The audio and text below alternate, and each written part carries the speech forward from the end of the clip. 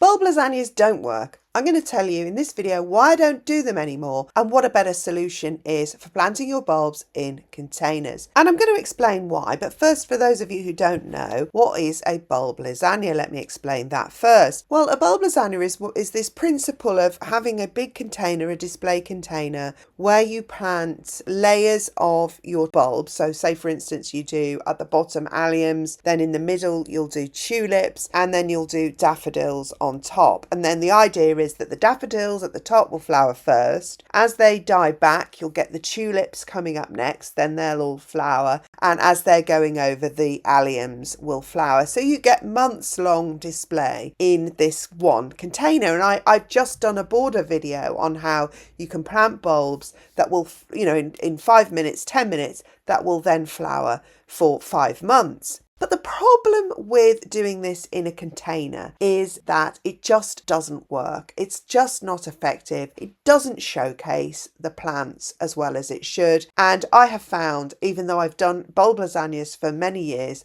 I've just never found the results that satisfying. And the reason for that is that each plant is not being showcased alone. So you have, for instance, you'll have your daffodils dying back as your tulips are coming up. And we all know daffodils look a bit scruffy when they're dying back. And here you can see in the background some pots I did with the lasagna method. And you can see they're a mess. You've got tulips coming up with their big fat leaves. I mean, tulips have big fat leaves. They're drowning out these smaller narcissi. Then I've got another variety of daffodil that hasn't flowered yet. I've got crocuses that have just been, I didn't think it through, I guess. I've got these crocuses that are now drowned out by taller daffodils, which are going to flower later. So you can't really see the crocuses. And, you get dead, blind bulbs come up because perhaps you planted them too deeply because you're layering them. So you can see it just hasn't really worked out. They're just not really as impactful as I really wanted them to be. So then you may have planted, say, for instance, 2 varieties of tulips, and then you find to your dismay, they don't flower at the same time. This is a common problem with tulips. People think they're all going to just flower at the same time. They don't. They flower at different times. You might have one blowing open and going over just as the other is emerging. So you've got this confusing melting pot of a display that really isn't showcasing each flower beautifully. And the beautiful flowers at their best are being distracted from by these ones that are going over or whatever. And the other problem is you can't save the bulbs. You either have to cut back the dying off plants, such as the daffodils, etc., when they're dying off to showcase the tulips. And the problem with that is if you cut back the foliage and the seed head, the flower head, you basically destroy the bulb. It's not going to flower again next year. So you kind of like wasted that bulb. You're going to have to buy them all again the following year rather than just planting them out in the garden where they can naturalise. Now the temptation is also to think, oh, well, I'll plant a bulb lasagna because I don't have that many pots and I don't have a lot of compost. So if I just put them all in one pot and have one big display, it's going to be great. But for the reasons I've mentioned, it doesn't work. So I am not just going to be down on bulb lasagnas. I'm going to tell you a solution that's so much better. And that is to plant your daffodils, your tulips, your alliums, your crocuses all separately in their own containers.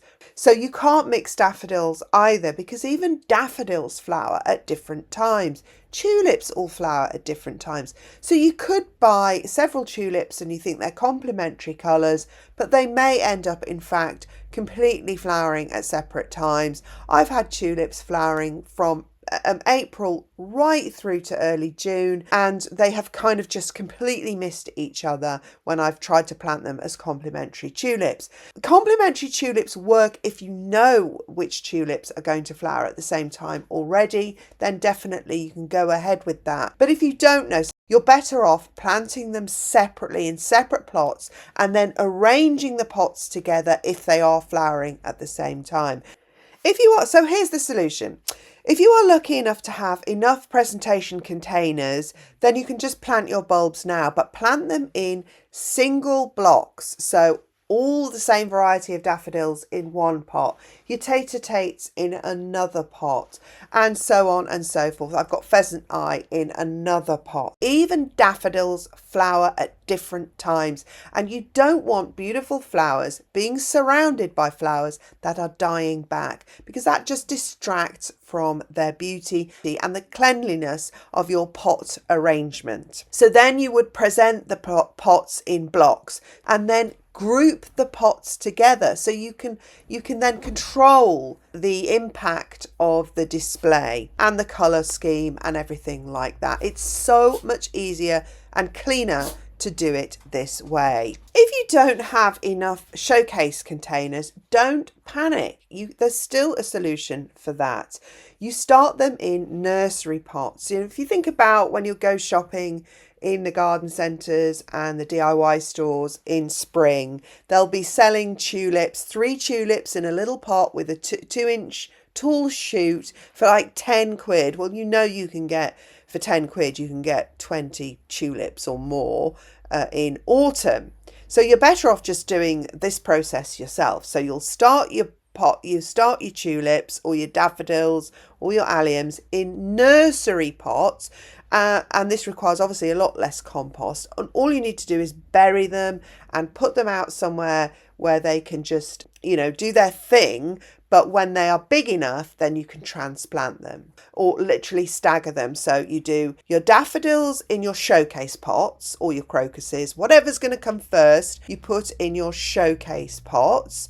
Then when they're going over and your tulips are about 2 inches tall in their pots, then you can take out your daffodil bulbs, which you can keep because you haven't had to cut them back. When you're growing them in a lasagna, you'll have to cut them back, otherwise they'll look a mess, and then they won't flower the next year. So then once you've taken your daffodil bulbs out, you just loosen up the compost a bit, put a bit of fresh new compost in, and then transplant your tulips, and then your tulips will all flower in blocks. So that's how I would do it. So what are the advantages of doing it this way? Well, I've briefly touched on them, but let's just recap them. One, the advantage is you use less compost, because the nursery pots are much smaller, that you're just facilitating the growth of the roots and then a bit of shoot. So you don't need an enormous deep pot or anything like that to fill up with compost. And you can pack each of those containers with bulbs, with as many bulbs as you like, actually, because it's not their final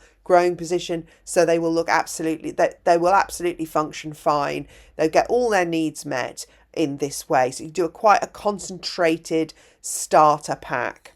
You need less fancy pots. So especially if you've got a new garden or a small garden where you can't store a lot of stuff, then of course you can manage it by planting your best flowers that are going to flower earliest in your posh pots, and then obviously you can switch it out when your other ones in your nursery pots are ready to be potted on.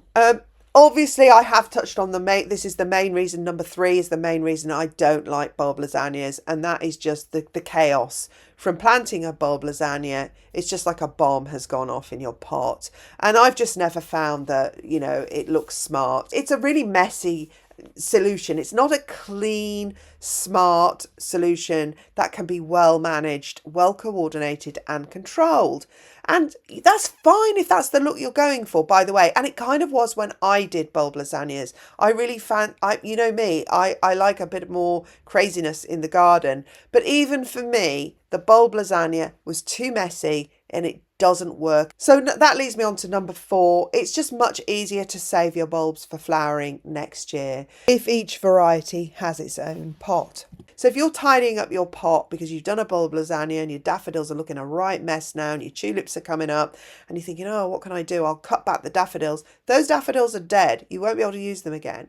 But if you plant them all separately, all you need to do is take your bulbs straight out of your pot and go and transplant them in the garden somewhere, or even store them somewhere while they die back, and then you can just plant them out the following autumn and they will grow again next year. So it's a much more economical way of doing your containers.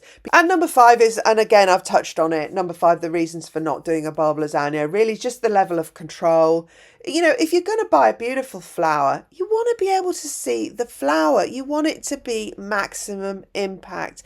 And I've just found when I grow tulips, especially in one container, all the same variety in a block, it maximizes the impact of that beautiful flower. It's got nothing else around it. The only thing I do happen to think looks beautiful around the base of tulips, and again, the timing is essential for this, is forget-me-nots. So it's not the same problem if you do underplant with something like an annual. That's not so bad, but planting multiple bulbs is the real problem. So there you have it. That's why I've stopped doing bulb lasagnas. I much prefer the block colouring. I prefer the control over being able to showcase what's flowering at a particular time and leaving out of sight those things that aren't ready yet or the things that have passed over. So let me know what you think about my conclusions in the comments below. Do you still do bulb lasagnas, or have you got a recipe that really does suit a bulb lasagna? Or do you prefer the more simplified method of just block planting the same bulbs in separate pots?